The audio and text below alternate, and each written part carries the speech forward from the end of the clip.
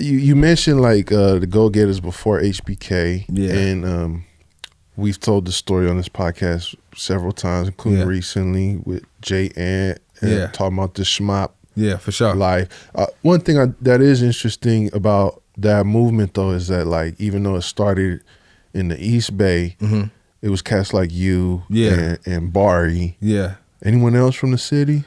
J-Rock. Okay. J-Rock. Because me, Barry, and J-Rock, I was, I rocked with them heavy. They got the mob. We was like the mob, 1, 2, 3 MOB.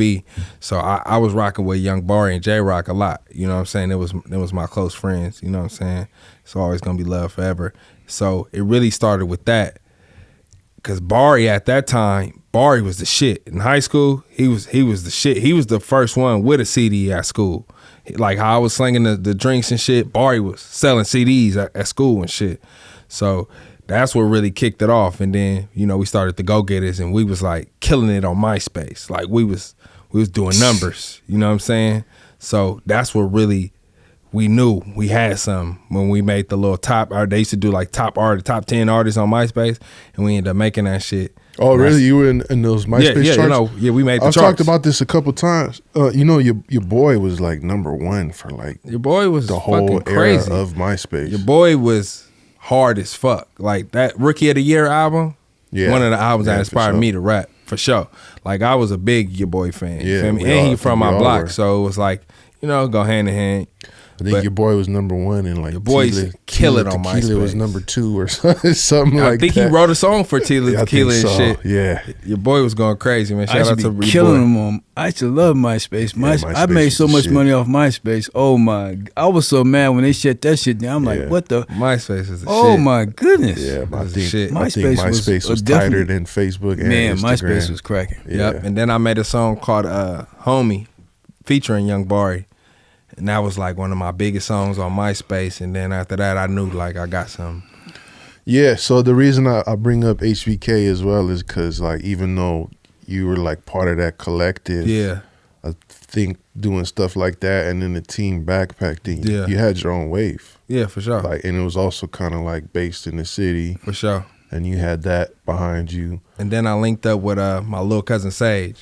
And I think that's what really took it to the next level. Sage, I heard Sage's family's originally from Lakeview. Is that correct?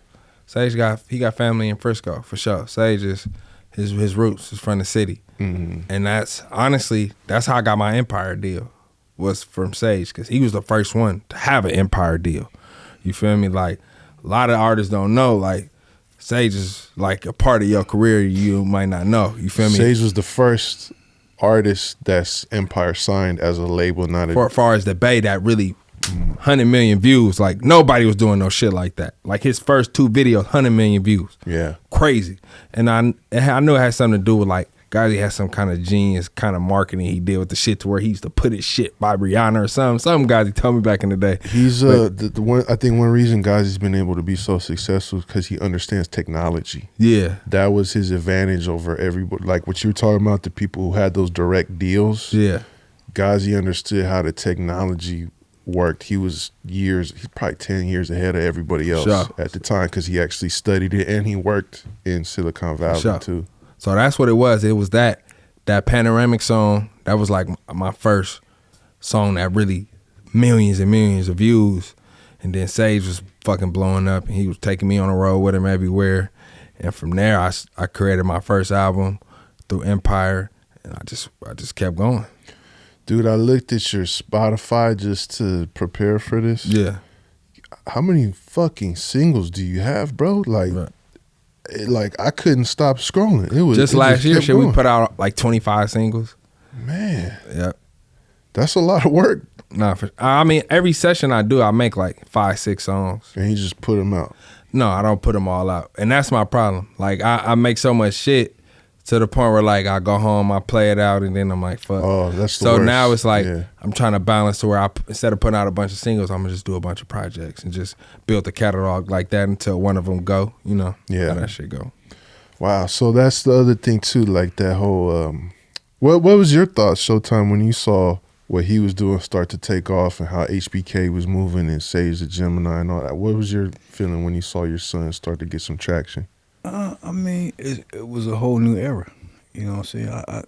I seen it over and over again. So I mean, the fact that it was my son and like Sage and Sue and all them. You know, I mean, them is guys that I adore. I like. You know what I'm saying? So I was like, okay, it's their turn. You know what I'm saying? It's their turn. Sure. That's it. It's time for them.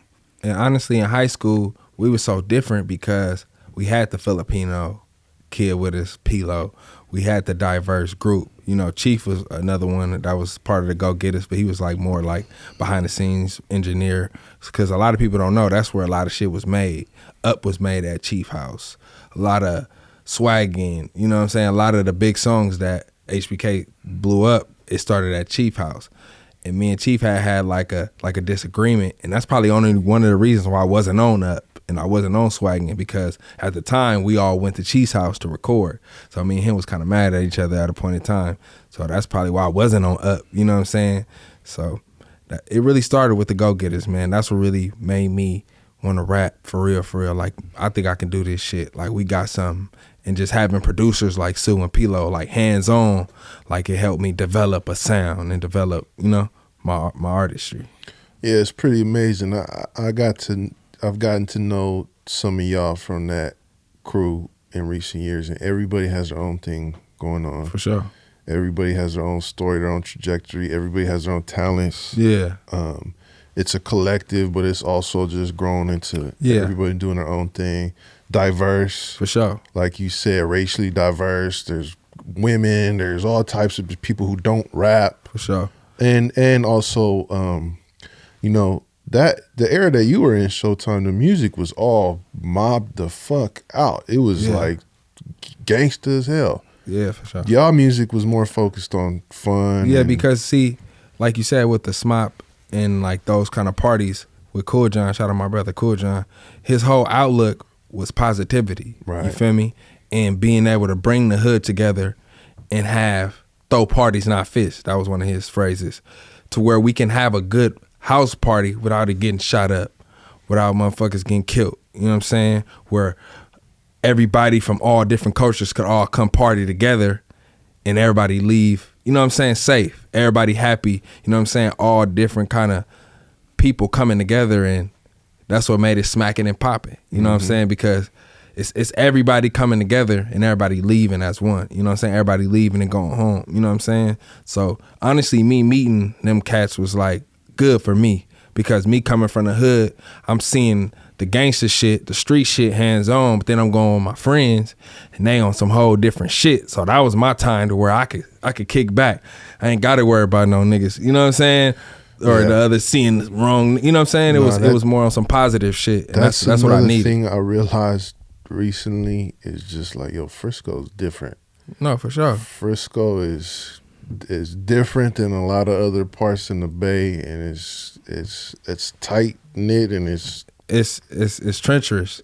But see, me, I was able to go everywhere, and I got along with a lot of motherfuckers, because I wasn't no nigga that was robbing niggas. You know what I'm saying? I didn't want for nothing. I had a dad that made sure I was fresh and fly. I had my mom, you know what I'm saying, gave me swag. So I didn't want for nothing. So I was always a love dude. You know what I'm saying? Everybody loved me. You know what I'm saying? So I can go to these different hoods, these different projects. Nobody, you know what I'm saying?